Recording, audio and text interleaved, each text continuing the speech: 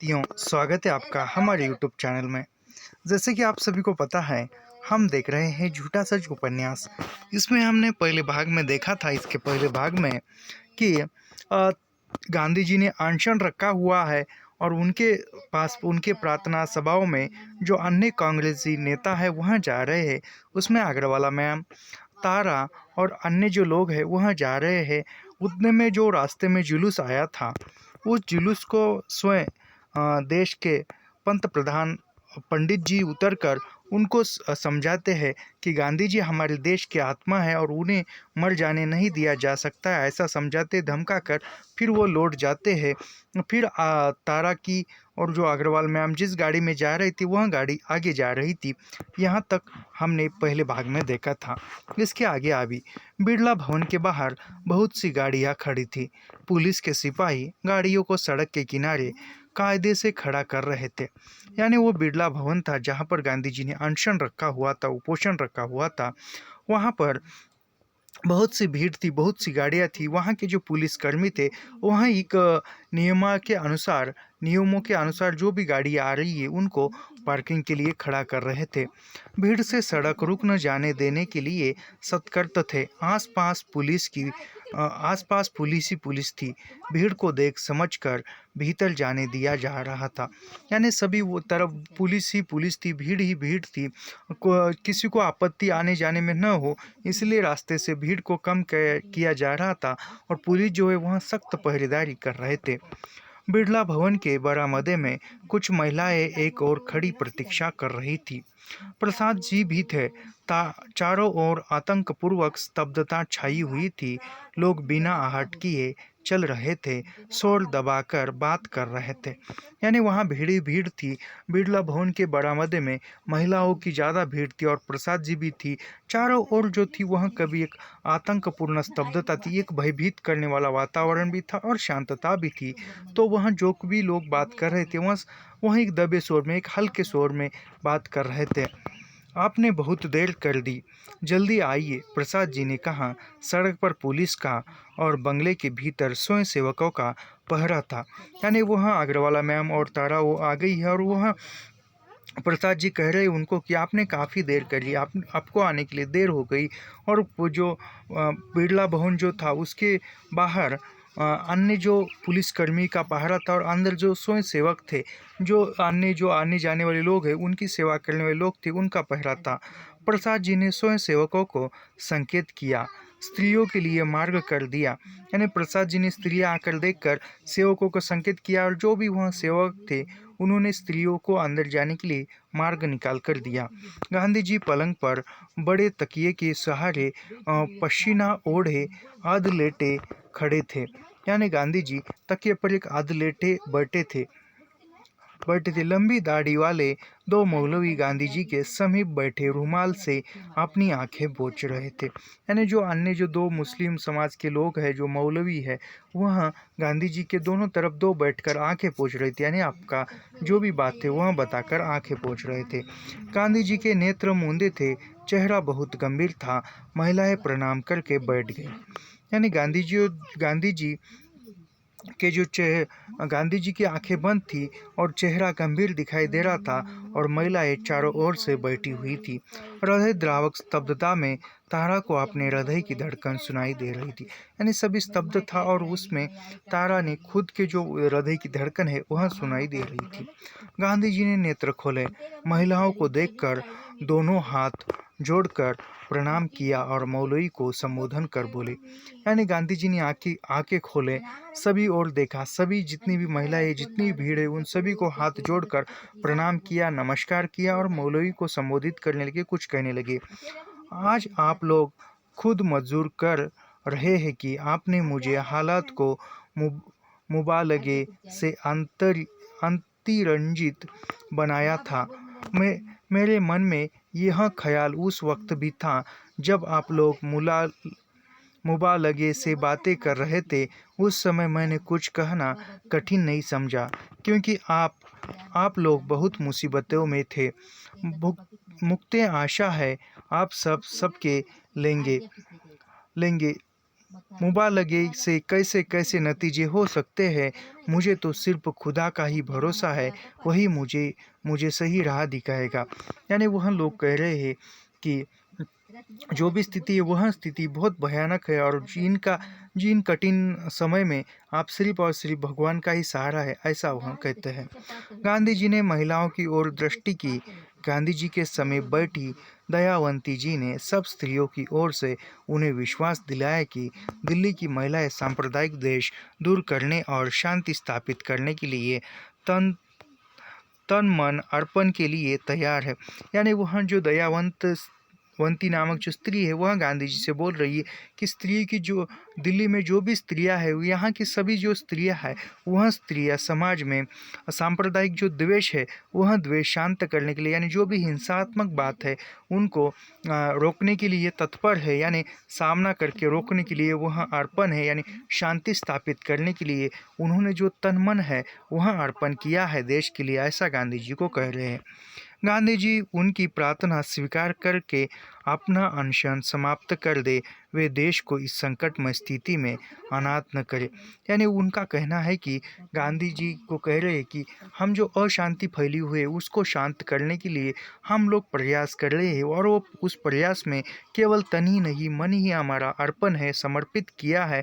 आप जो है वह अनशन छोड़ दो, समाप्त कर दो, क्योंकि आप हमारे पिता हो, और यदि आपको कुछ हो जाए या आपका देहांत हो जाए, आप हम लोगों को अनाथ बनाओगे क्या, ऐसा वह कह रही है।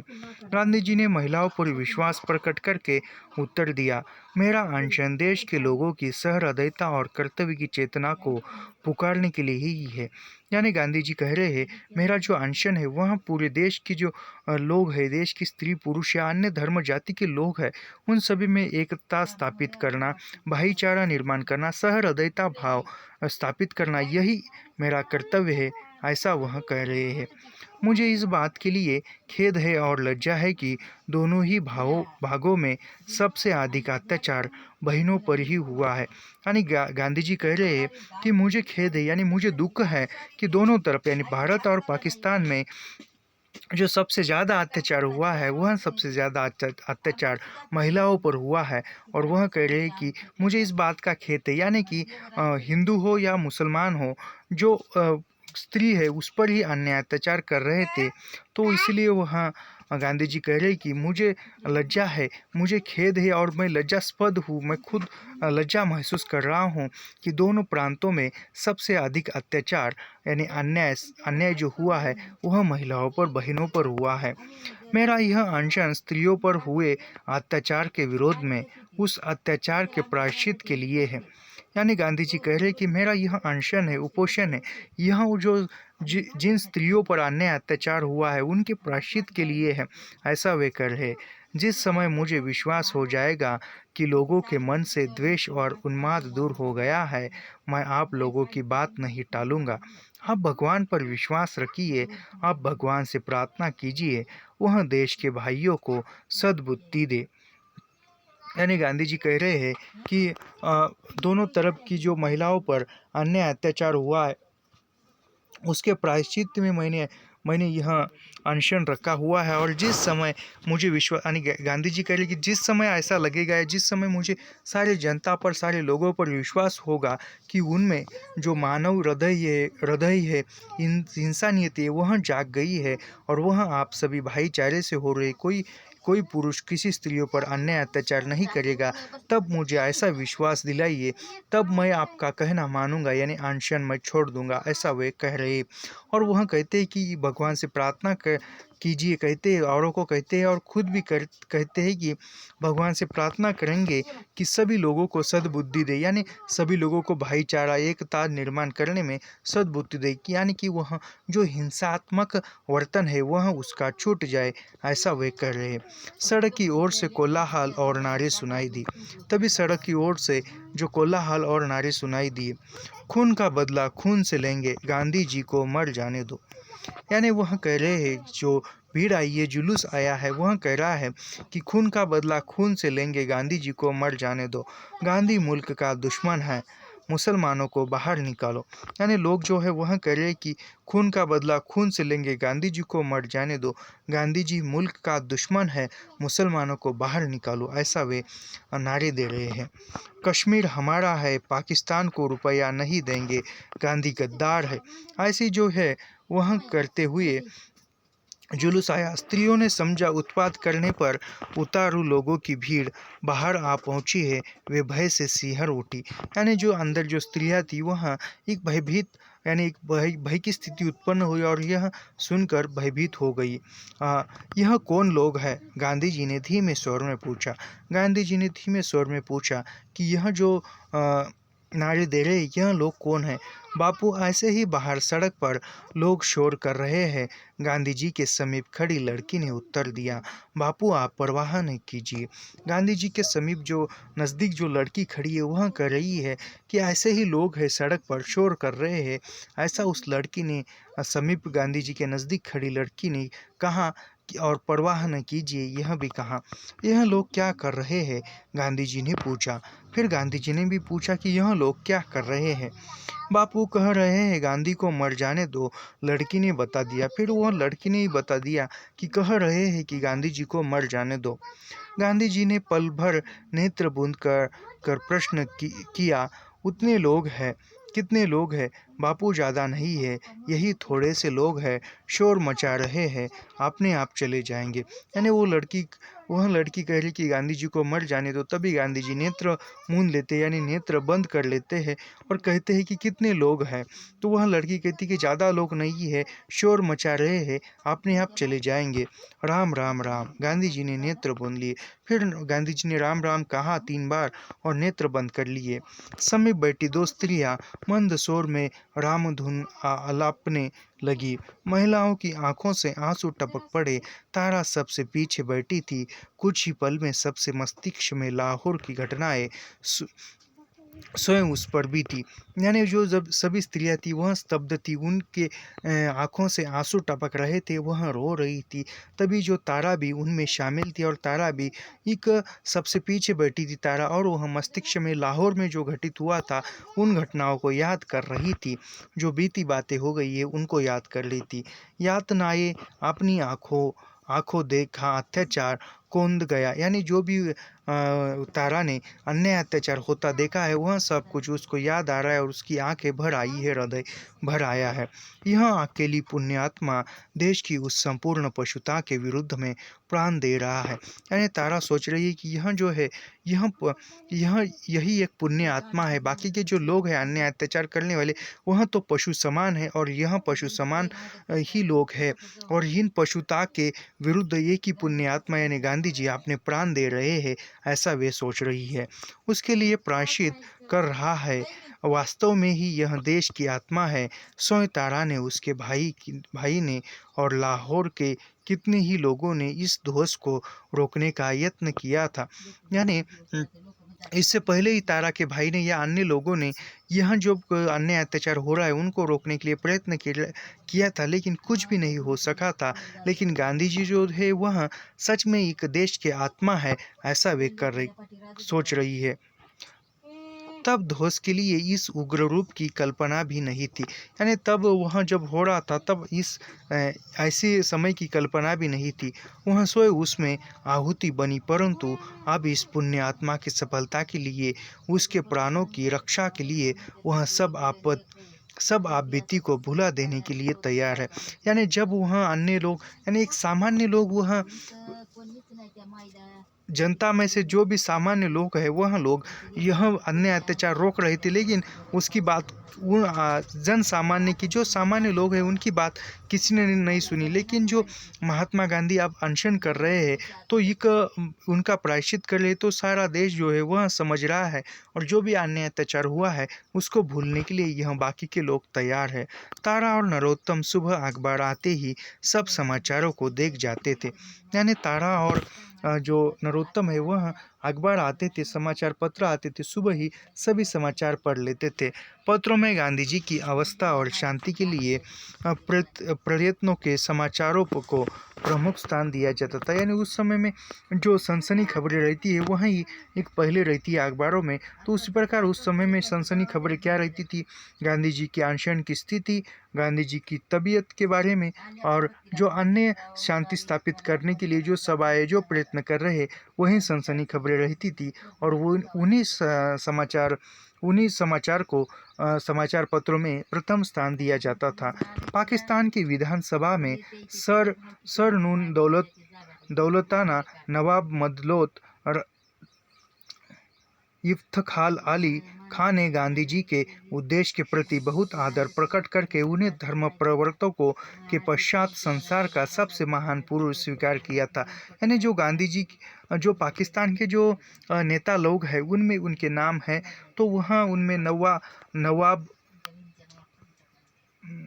पाकिस्तान की जो विधानसभा के लोग हैं यानी पाकिस्तान सरकार के लोग हैं, उनमें से नून दौलत ताना, नवाब मददोत, इफ्तिखार अली खां ने, यानी वहाँ के जो नेता लोग हैं उन्होंने गांधी जी कर रहे हैं उसके उद्देश्य को समझकर उन्होंने धर्म प्रवर्तकों को पश्चात संसार का सबसे महान व्यक्ति गांधी जी को पाकिस्तान के नेता ने कहा था, यह समझ गए थे। 16 जनवरी प्रातः पत्रों में समाचार था, भारत सरकार ने अपना पहला निश्चय बदलकर पाकिस्तान को 55 करोड़ रुपए देने का पावना तुरंत देने की घोषणा कर दी थी।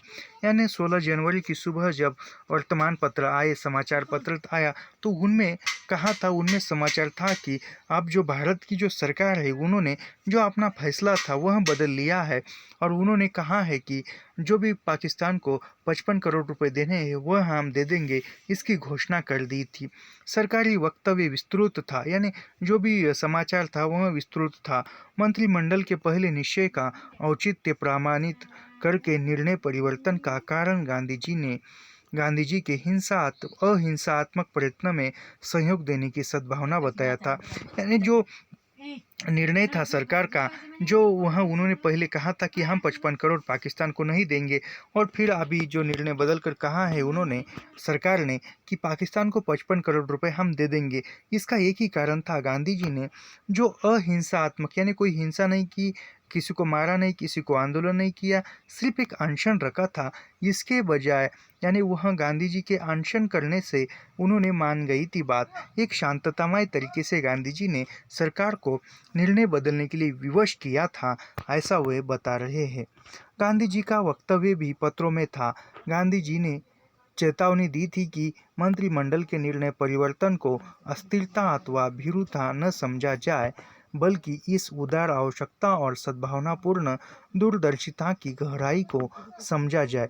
यानी वह कह रहे हैं कि गांधी जी का वक्तव्य था समाचार पत्रों में, और गांधी जी कह रहे हैं कि जो सरकार ने जो निर्णय लिया है वह एक चेतावनी न समझकर एक मंत्रिमंडल का निर्णय है, और उसे सभी ने लेना चाहिए, सभी जो लोग हैं उसको स्वीकार करना चाहिए, ऐसा वे कह रहे हैं। गांधी जी ने आशा प्रकट की थी कि भारतीय मंत्रिमंडल का यह निर्णय कश्मीरी समस्या को सद्भाव से सुलझा सकने में सहायक होगा, और आश्वासन दिया था कि यदि नगर के हिंदू, सिख और मुस्लिम प्रतिनिधि मिलकर सांप्रदायिक द्वेष दूर करने की प्रतिज्ञा कर हस्ताक्षर कर दे तो हम अनशन समाप्त कर देंगे। यानी उन्होंने कहा था गांधी जी ने जो विभिन्न समाज के जो लोग हैं उसमें हिंदू, सिख, मुसलमान, या जो भी लोग हैं हिंदू, सिख और मुसलमान, ये 3 संप्रदायों के या अन्य संप्रदायों के जितने भी धर्म हैं, जितने संप्रदायों के लोग हैं, वह एक प्रतिज्ञा पत्र पर हस्ताक्षर कर दे, स्वाक्षरी कर दे कि हम आज से भाईचारे के साथ रहेंगे, आज से हम हिंसा न करेंगे, ऐसा प्रण लेकर हस्ताक्षर कर दे, तभी हम अनशन समाप्त करेंगे, ऐसा गांधी जी ने कहा था। महाराज पटियाला दिल्ली पहुंच गए थे। उन्होंने सिखों से गांधी जी की प्राण रक्षा के लिए तुरंत पूर्ण शांति स्थापित कर देने की अपील की थी। जो महाराज थे, सरदार जी थे, सिखों के जो लीडर थे, वह भी पटियाला गए, यानी पंजाबी प्रांतों में गए, और उन्होंने कहा कि गांधी जी के प्राणों की रक्षा करने के लिए हमें शांति स्थापित करनी है, ऐसा कहा था। मालेर कोटला के नवाब ने दिल्ली आकर प्रमुख मौलानाओं और मुफ्तियों से, पाकिस्तान के हाई कमिश्नर ने भी भारत के मुसलमानों से भय छोड़कर शांति रक्षा के लिए प्रयत्न करने की अपील की। यानी जो बाहर देश के जो पाकिस्तानी लोग हैं, पाकिस्तान है, उन्होंने उसने भी कहा कि हम कश्मीर में भी भारत के मुसलमानों को, यानी कश्मीर में जो लोग हैं मुसलमान लोग हैं उस पर हम अन्याय अत्याचार नहीं करेंगे, ऐसी अपील की थी। हिंदू महासभा और राष्ट्रीय स्वयंसेवक संघ ने नेताओं ने भी शांति रक्षा द्वारा गांधी जी की प्राण रक्षा के लिए अपीलें की। यानी अन्य जो स्वयंसेवक दल है उन्होंने भी गांधी जी की प्राण रक्षा के लिए अपीलें की थी, प्रार्थनाएं की थी। पंडित नेहरू ने अनेक सार्वजनिक व्याख्यान हुए, यानी उस समय पंडित नेहरू ने भी सार्वजनिक व्याख्यान दिए। दिल्ली में शांति की प्रयत्नों का तूफान आ गया। नगर के प्रत्येक भाग शरणार्थियों और दूसरे लोगों के जुलूस शांति रक्षा के लिए नारे और ललकार लगाए हुए थे। यानी जो अन्य जो जुलूस थे, शरणार्थी थे, वह सब मिलकर, या जुलूस शांति वह सब थे, वह शांति स्थापित करने के लिए ललकार रहे थे, या शांति स्थापित करने के लिए आप वे जुलूस निकाल रहे थे।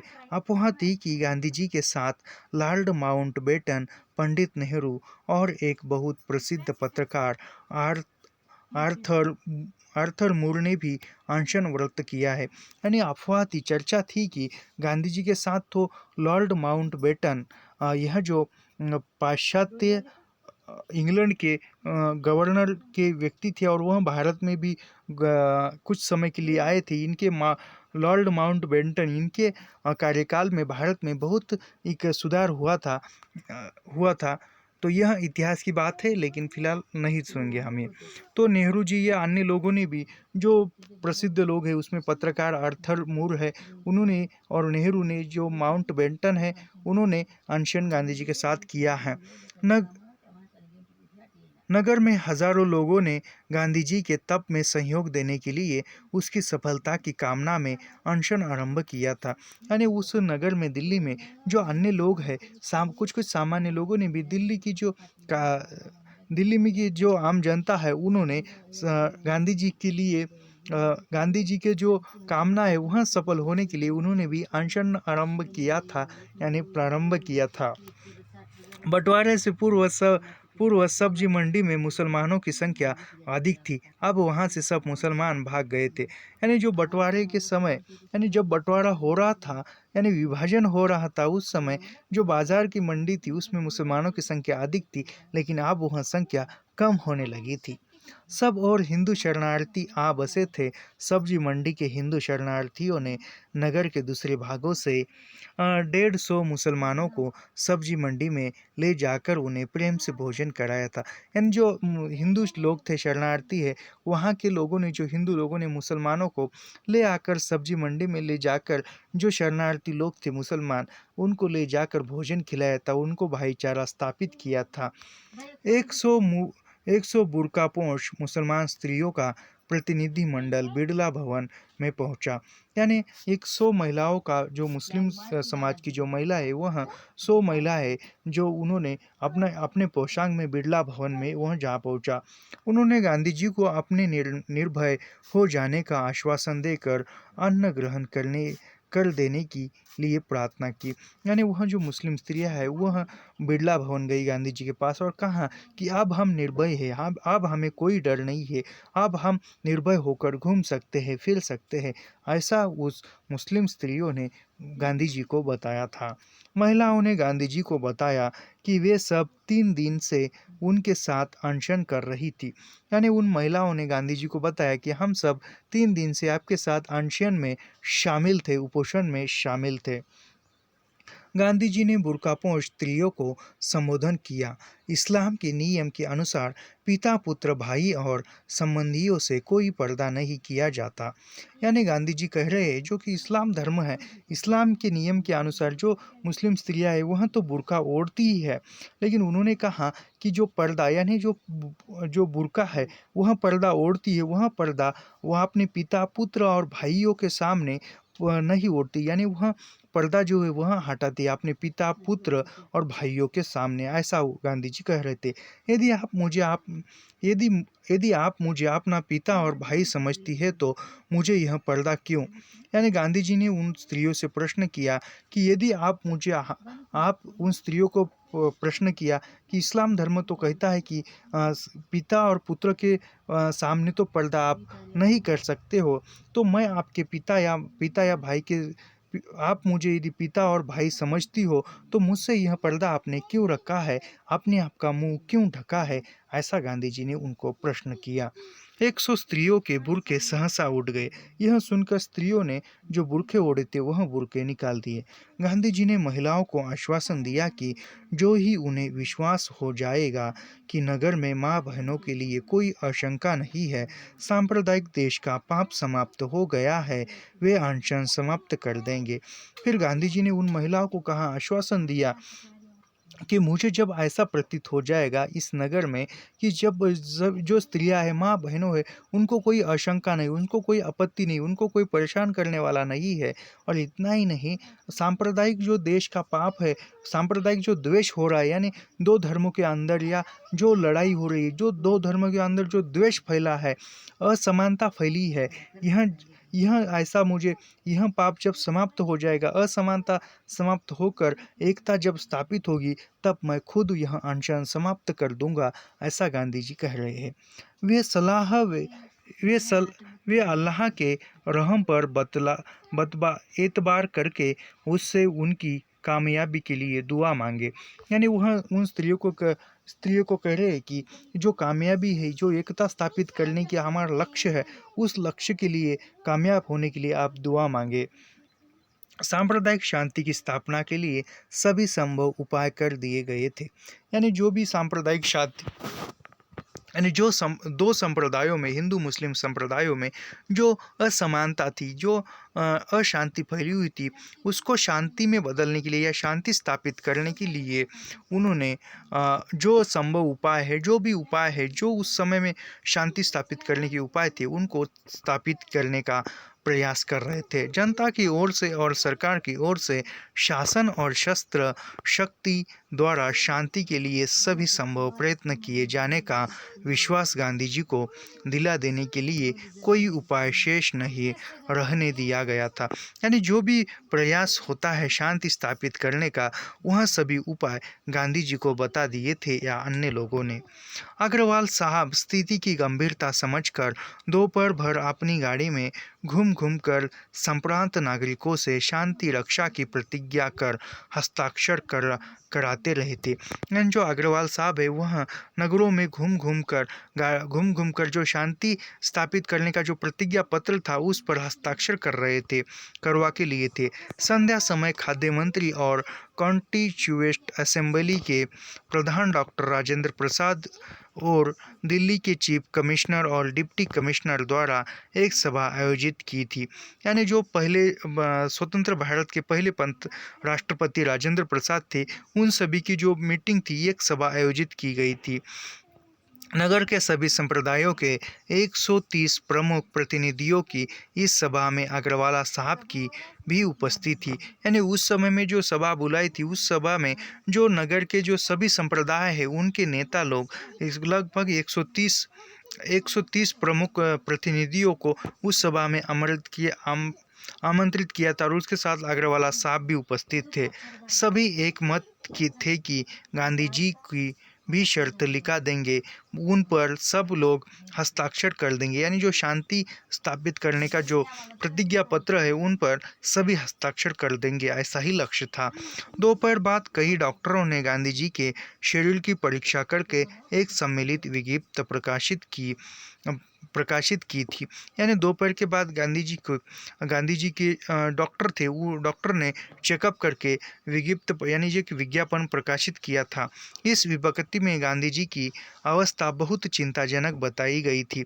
यानी वो डॉक्टर ने कहा था कि उस समय गांधी जी की जो हालत है वह हालत काफ़ी चिंताजनक है, यानी कुछ भी हो सकता है, ऐसा बताया था। सब लोगों के हृदय धड़क रहे थे। संध्या तक दिल्ली के 2 लाख से अधिक नागरिकों ने शांति रक्षा की प्रतिज्ञा पर हस्ताक्षर कर दिए थे। यानी डॉक्टर ने कहा था कि गांधी जी की जो तबीयत है वह चिंताजनक है। वह सुनकर तो बहुत से लोगों ने संध्या समय तक बहुत से लोगों ने शांति रक्षा का जो प्रतिज्ञा पत्र था उस पर हस्ताक्षर किए थे। 18 जनवरी अग्रवाला साहब प्रातः 8 बजे ही नगर के प्रतिनिधियों की मीटिंग के लिए गवर्नमेंट हाउस में चले गए थे। यानी 18 जनवरी के सुबह ही 8 बजे जो अग्रवाला साहब है वह प्रतिनिधियों की मीटिंग के लिए गवर्नर हाउस चले गए थे। सब लोग आशंकामय प्रतीक्षा में थे, क्या होने वाला है। यानी एक सभी लोग जो है वह शांतितामय एक आशंका में है, शंका प्रकट कर रहे हैं कि क्या होगा, कैसे होगा। गांधी जी का जो शांति स्थापित करने का जो प्रयास है वह सफल होगा या असफल होगा, या गांधी जी को कुछ होगा, ऐसे सभी लोग सोच रहे हैं। गांधी जी ने भारत सरकार पर दबाव डालकर पाकिस्तान को 55 करोड़ रुपए दिलवा दिया था। यानी गांधी जी ने अनशन रखकर भारत सरकार पर दबाव डाला और उन भारत सरकार को पाकिस्तान को 55 करोड़ दिलवाने के लिए विवश किया था। इस नरोत्तम ने बहुत उम्मीदता अनुभव की थी, परंतु आप गांधी जी के प्राणों पर आतंक अनुभव कर वह मौन और शिथिल हो गया था। यानी पहले नरोत्तम ने भी वह जो फैसला था सरकार का उस पर सही कहा था, और वह गांधी जी की जो तबीयत थी वह अब अस्थिर थी, यानी शिथिल नहीं थी, कुछ भी हो सकता है, डॉक्टर ने कहा था। यह सुनकर फिर सरकार ने मान लिया था। उसका मन किसी काम में नहीं लग रहा था, यानी नरोत्तम का मन किसी काम में नहीं लग रहा था। वह मन हल्का करने के लिए इस विषय में तारा से बात करना चाहता था, परंतु तारा को मालकिन अपनी घबराहट में समीप बैठाए किसी काम में उलझाई हुई थी। यानी वह तारा से बात करना चाहता था, मन में जो उलझने थी उसके लिए, लेकिन जो मालकिन थी वह तारा को भी साथ लेकर बैठी थी। अग्रवाला साहब सुबह की बिड़ला भवन चले गए थे, यानी अग्रवाला साहब सुबह ही चले गए थे बिड़ला भवन। सवा बजे लौटकर आए। नरोत्तम ने ऊपर की खिड़की से देखा तो एक ही सांस में जीना उतरकर नीचे आ गया। मालकिन भी दौड़ आई। यानी वह साहब आए, अग्रवाल साहब आए तो वह जीना उतर कर नरोत्तम जल्दी से बाहर आया और मालकिन भी दौड़ कर आई। यानी घटना क्या है, समाचार क्या है सुनने के लिए। अनशन टूट गया। महात्मा गांधी जी ने ऑरेंज जूस नारंग पी लिया। यानी उन्होंने कहा अग्रवाला साहब ने कि अनशन जो है गांधी जी का जो उपोषण है वह टूट गया। उन्होंने ऑरेंज जूस यानी जो संतरे का नारंगी का जो जूस है उन्होंने पी लिया। साहब नरोत्तम से कह रहे थे। उन्होंने मालकिन की ओर देखा, जल्दी खाना लगवा दो। यानी वो साहब है वह नरोत्तम से कह रहे थे कि मालकिन की ओर देखकर कि जल्दी से खाना लगवा दो। 3 दिन से कुछ नहीं देख सके, रावत ने ज़रूरी काम है। नरोत्तम भैया, तुम ज़रा फ़ोन करके मालूम कर लो कि रावत साहब लंच के लिए घर पर आए हैं। यानी वह कह रहे हैं कि जल्दी से खाना लगाओ, और फिर नरोत्तम से कह रहे हैं कि रावत साहब को कॉल करके पूछो क्या वे लंच करने के लिए आए हैं या नहीं। 3:30 बजे दयावंती जी का फ़ोन आया। उन्होंने मिसेज अग्रवाला को तुरंत अपने यहाँ पहुँचने के लिए कहा। यानी 3:30 बजे दयावंती का फ़ोन आया और मिसेज अग्रवाला को उन्हें तुरंत आने के लिए कहा। स्त्रियों की शांति रक्षा कमेटी में उनका नाम रखा गया था। यानी वह स्त्रियों के प्रति जो शांति स्थापित करने की जो कमेटी उन्होंने उसमें मिसेज अग्रवाला का नाम था और इसलिए उनको बुलवाया गया था। तारा, लाली और पूतन 2 संध्या समय इंडिया गेट तक घुमाकर लौटे तो बरामदे में आते ही टेलीफोन की घंटी सुनाई दी।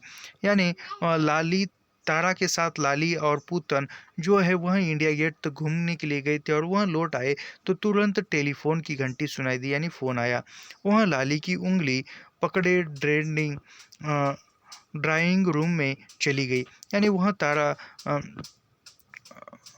जो लाली को हाथ में पकड़े ही वह तारा टेलीफोन की तरफ गई।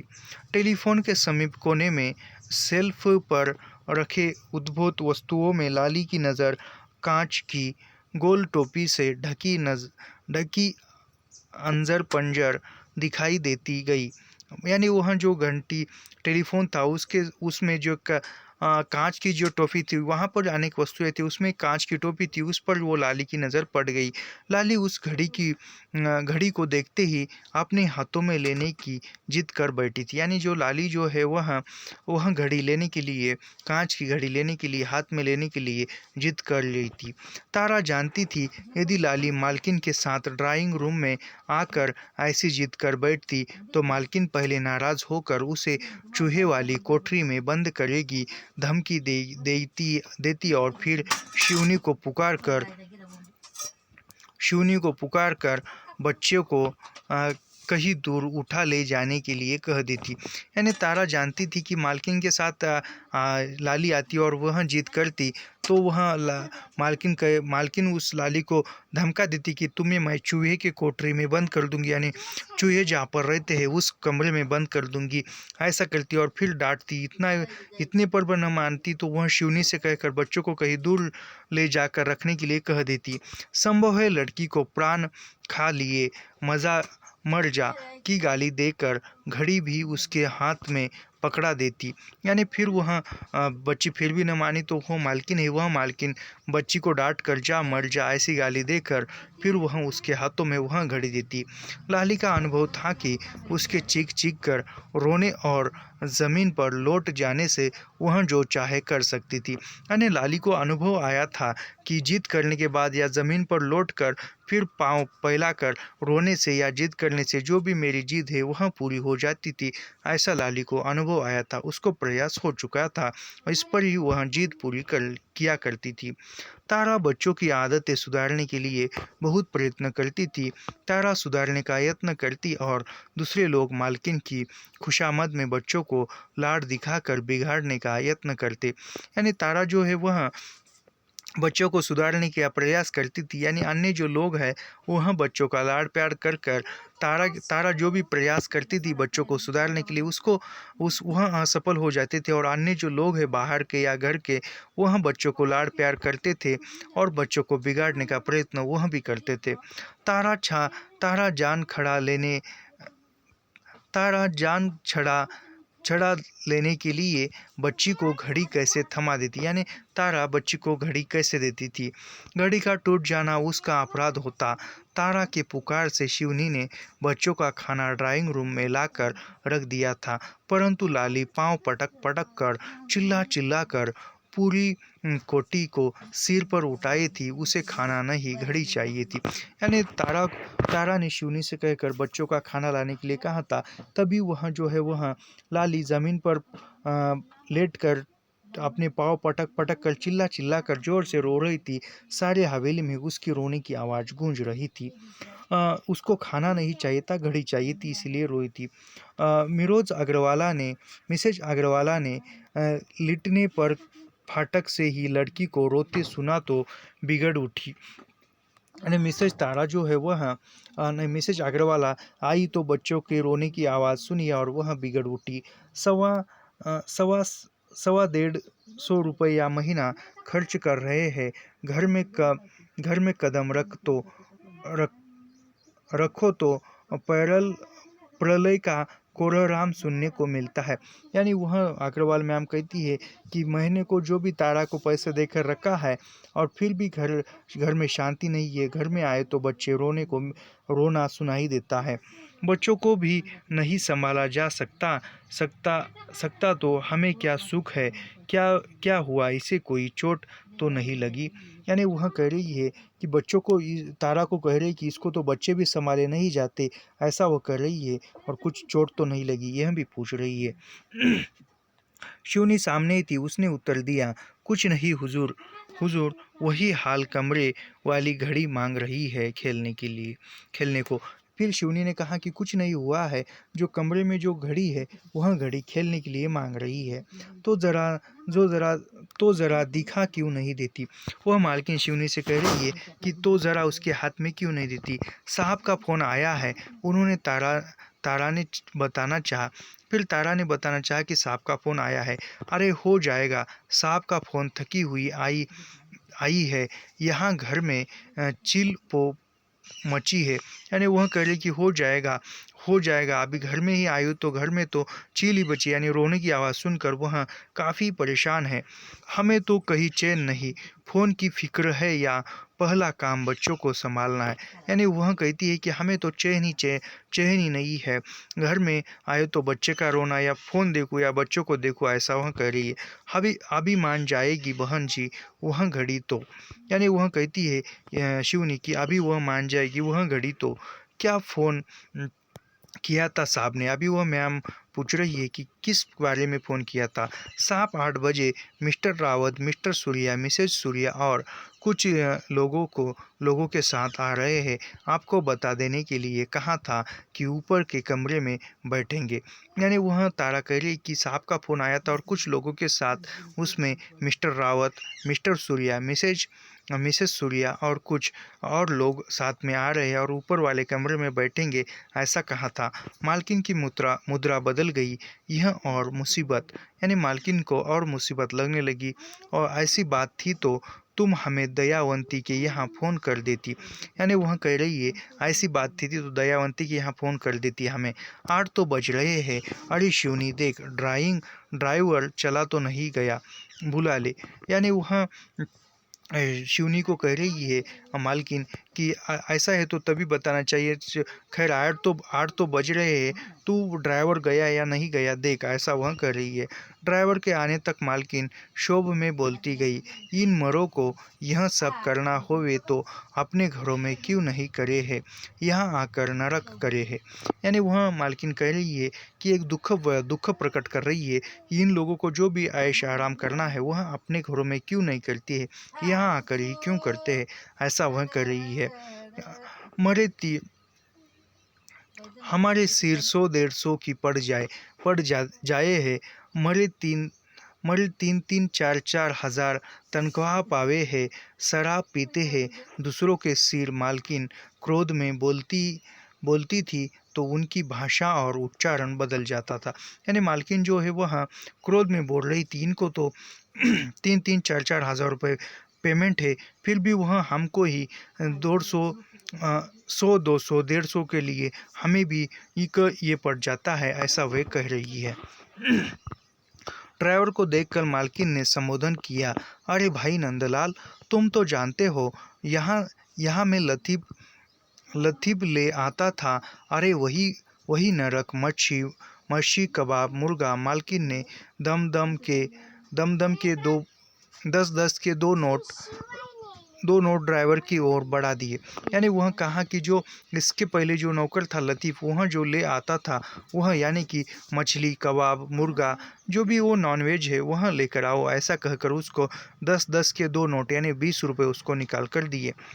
जुगुल से बर्तन ले देख देख माजी की रसोई में बर्तन न लीजो। यानी वह कहती कि जुगुल को कहती है कि बर्तन लेकर आओ, यानी जो माजी है यानी उसकी जो सास है उसके वहाँ के कुछ बर्तन कुछ भी न लीजिए, ऐसा वह कहती है। हुजूर, हम तो इन चीज़ों को हाथ नहीं लगाते। लतीफ़ लाता था, किसी को साथ कर दीजिए, हम दुकान पर पहुंचा देंगे। यानी वह कहते हैं कि हम तो ऐसे नॉन एज को हाथ नहीं लगाते हैं। और वह कहती है कि लतीफ़ जो था वह सब कुछ करता था, हम किसी के हाथ कर देंगे, ऐसा वह कहती है। मालकिन ने जुगुल को बुलवा कर नंदलाल के साथ गाड़ी में भेज दिया। तो वह नंदलाल कहता है कि हम तो उसको हाथ भी नहीं लगाए। फिर जुगुल उसके साथ जाता है। फिर तारा की ओर मुड़ी, इन लोगों में से तो किसी को तमीज़ है नहीं, एक गिलास भी तोड़ दिया, कोई बोतल पटक दी तो मेरी तो जान पर आ जाएगी। यानी वह तारा की ओर तरफ देखकर या मुड़कर कहती है, तो इन लोगों को तो तमीज़ नहीं, यानी कोई बोतल या गिलास टूट जाए तो मेरी जान पर जाएगा, यानी मुझे बुरा लगता है। 5-5 रुपए का तो एक एक गिलास है, लतीफ़ था तो सब कर लेता था। यानी वह कहती है कि 5-5 रुपए के महंगा एक एक गिलास है। वह कहती है कि लतीफ़ होता तो सब कुछ कर लेता था। मिसेज अग्रवाला गुच्छे में से एक चाबी दिखाकर घिंघियाती हुई सी बोली, तारा ऊपर वाले कमरे में जल्दी से लगवा दे। यानी वह उस गुच्छे में से चाबी निकाल कर तारा की ओर देती है और कहती कि ऊपर वाले कमरे में लगवा दे। शिवनी तू साथ जा, इसने सब देखा है, सफ़ेद वाले 6 गिलास रखवा दो। यानी वह कहती है शिवनी को कहती है तू तारा के साथ ऊपर वाले कमरे में जा, सफ़ेद जो गिलास है वह 6 लगवा दे। और शिवनी ने सब कुछ देखा है ऐसा, यानी शिवनी को सब कुछ पता है। मेज पोश भी वही नीचे वाले दराज में थे, देख लेना किसी में दाग धब्बा न हो।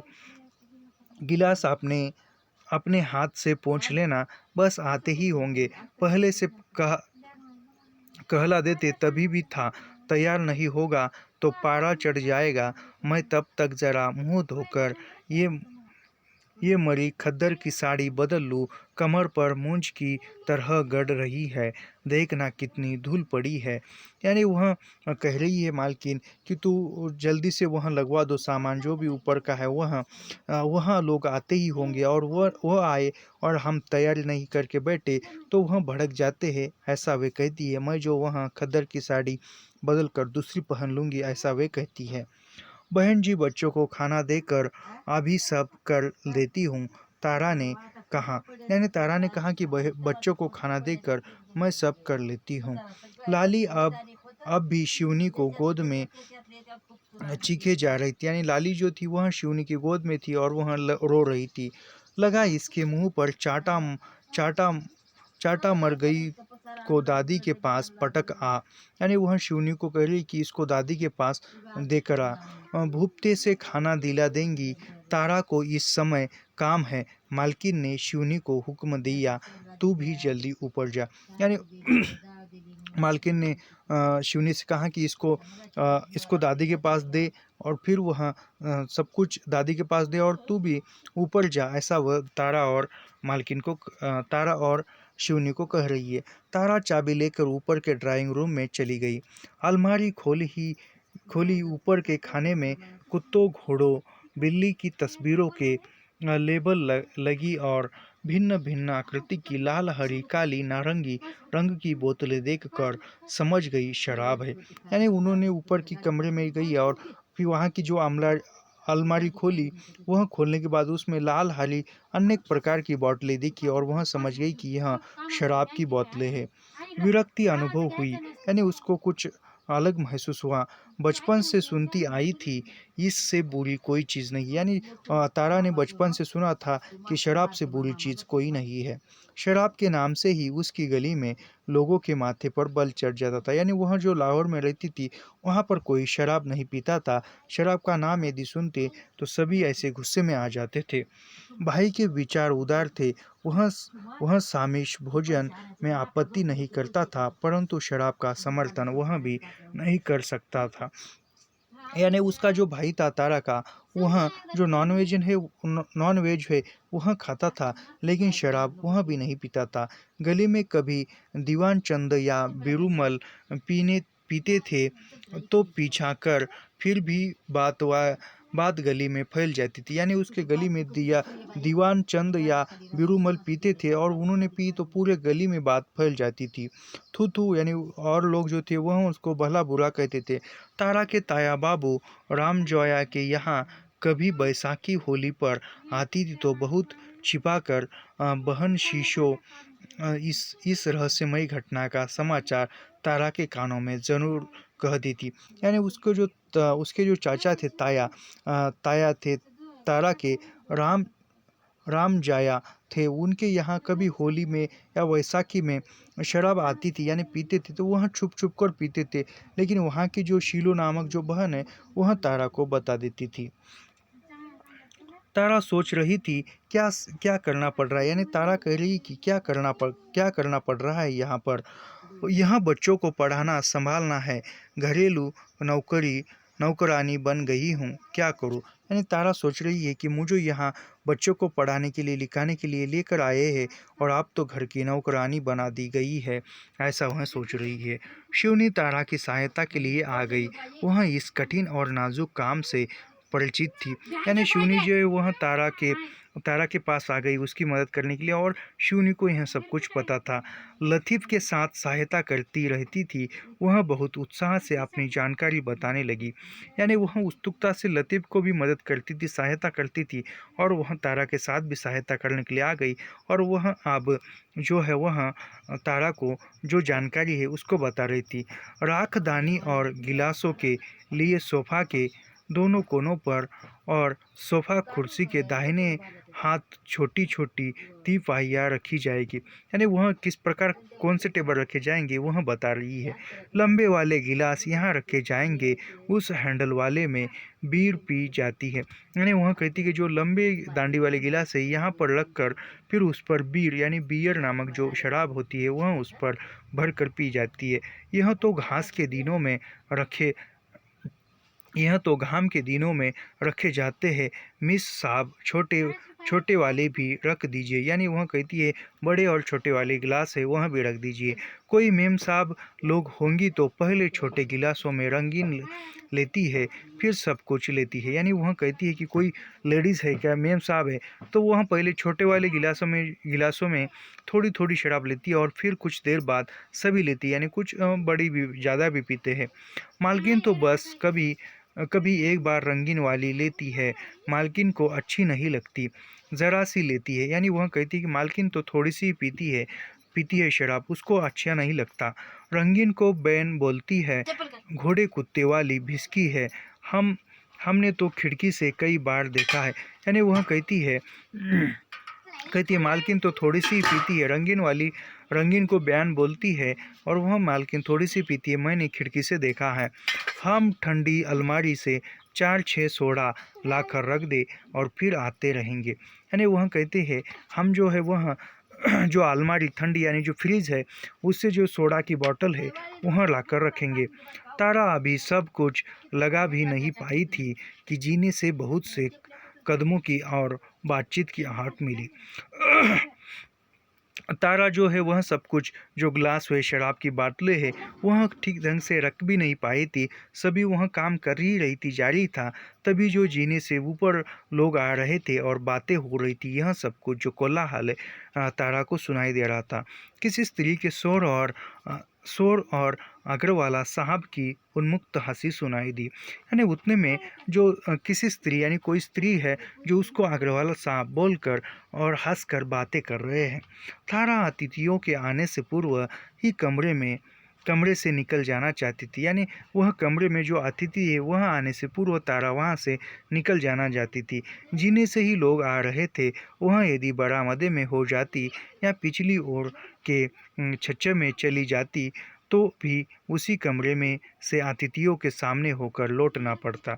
यानी वह तारा नीचे जाती और वह जहाँ से नीचे जाने वाली है उसी सीढ़ियों से जो अतिथि है वह ऊपर आने वाले और पीछे जाती तो किसी तरफ से भी जाती तो वह अतिथियों के सामने ही चली जाती, ऐसा वह सोच रही है।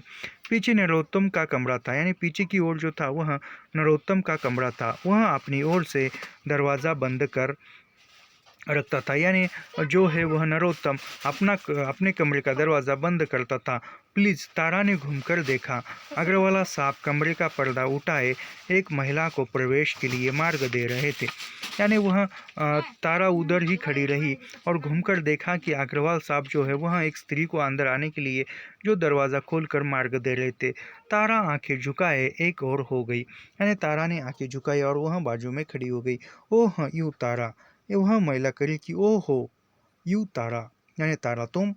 डॉक्टर श्यामा ने तारा को बाहर से पकड़कर अपने हाथ सोफा पर बैठ लिया और उसे माथे से पांव तक देखने लगी। यानी डॉक्टर श्यामा थी और वह डॉक्टर श्यामा ने तारा को बाहों में भर लिया और उसको सोफे पर बैठा दिया। कमरे में एक और महिला और 3 सज्जन आ गए। यानी कमरे में और एक महिला और एक सज्जन व्यक्ति आ गया। तुम्हें देखकर सचमुच बहुत प्रसन्नता हुई। हाय, तुम कितनी अच्छी लग रही हो। यानी वह डॉक्टर श्यामा कह रही है कि तुम्हें देखकर तो मैं आश्चर्यचकित हो गई हूँ। यानी तुम कितनी अच्छी लग रही हो, कितनी अच्छी। यानी वह वो कैंप में थी, मुसीबत में थी, तब श्यामा ने देखा था और वह आप देख रही है। श्यामा ने टोटी पर उंगली रखकर कहा, खुश खुश हो न यहाँ। फिर डॉक्टर श्यामा ने उसको कहा, तारा को, कि क्या तुम यहाँ खुश हो ना? जी बहुत खुश हो, सब आपकी ही बदौलत है। तारा सबके सामने, साहब के सामने डॉक्टर श्यामा के इस प्रकार बात करने में झेप रही थी। यानी तारा जो है वह सबके सामने, साहब के सामने तारा कह रही थी कि सब कुछ जो है आपकी बदौलत, यानी आपकी मदद से ही मुझे आज यहाँ जॉब मिला है, नौकरी मिली है, वह कर रही है। और जो साहब भी थे उसके, अग्रवाल साहब, तो उसके सामने वह बेइज्जत बात करने के लिए कुछ हिचका रही थी। मिस तारा गवर्नेंस आप हाउस चिल्ड्रंस। अग्रवाला साहब ने तारा का परिचय दूसरों को दिया और उससे पूछा, मिसेज अभी नहीं आई? फिर वह मिसेज अग्रवाल जो है वह सभी लोगों को तारा का परिचय दे रही है, यानी गवर्नेंस ऑफ वाइस चिल्ड्रन, यानी बच्चों को पढ़ाने के लिए आई हुई टीचर है, ऐसा वह परिचय दिलवा रही है। मिस अभी नहीं आई, यानी वह अग्रवाला मैम जो है वह अभी तक नहीं आई है, ऐसा पूछ रही है। जी आ गई है, 1 मिनट में आ रही है, मैं उन्हें खबर दे दूँ। तारा सोफा से उठने को हो गई, यानी तारा सोफे से उठकर कह रही है कि मैं अभी उनको बुलाकर लाती हूँ। वह सोफे से उठ रही है, आ जाएगी, उन्हें परेशान करने की क्या ज़रूरत है। श्यामा ने तारा को बाहर से पकड़ लिया और दूसरे अतिथियों को बताया, यानी श्यामा जो है वह फिर से तारा को सोफे पर बिठाया और दूसरे अतिथियों को बताने लगी। बहुत साहसी, शीलवती, ग्रेजुएट यंग लेडी लाहौर से आई है, इसके मुँह पर क्या बताऊं, इसका व्यक्तित्व स्वयं प्रत्यक्ष है। यानी वह श्यामा जो है डॉक्टर, वह बोल रही है तारा को, कि यह अन्य व्यक्तियों को परिचय करवा कर दे रही है कि यह बहुत सज्जन है, शांत है, एवं अच्छी है, ऐसा वह कह रही है। और वह फिर कहती है कि इसके बारे में मैं क्या बताऊं, सो इसका व्यक्तित्व जो है वह आपके समक्ष प्रत्यक्ष साक्षात है, ऐसा वह कह रही है। तारा का चेहरा संकोच से लाल हो गया।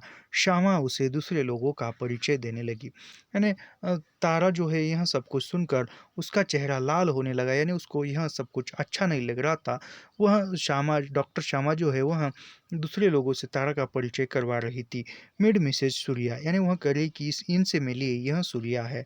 Very pleased to meet you, यानी वह कहती है कि आज तारा ने मिसेस सूर्या के बड़े हुए हाथ से हाथ मिलाया। फिर सूर्या ने कहा, very very sweet, very glad meet you, यानी उन्होंने कहा कि आपसे मिलकर अच्छा लगा, ऐसा कहकर उन्होंने हाथ मिलाया और तारा ने भी हाथ मिलाया। अब mister Rawat secretary home ministry ministry थे, यानी वह अभी उससे हुआ और दूसरे से मिलना था। मिनिस्टर रावत वह सेक्रेटरी होम मिनिस्ट्री थे। Pleased to see you sir. Tara ने रावत की तीखी आंखों से मिलते ही आंखें झुका ली। फिर तारा ने उनकी ओर देखकर ही आंखें झुका ली। यहाँ तक देखते हैं, इसके आगे का भाग अगले वीडियो में देखते हैं। ऐसे ही पंक्ति दर पंक्ति अध्ययन करने के लिए हमारे चैनल को सब्सक्राइब कीजिए, लाइक कीजिए और शेयर करना मत भूलिए। मिलते हैं अगले वीडियो में। धन्यवाद।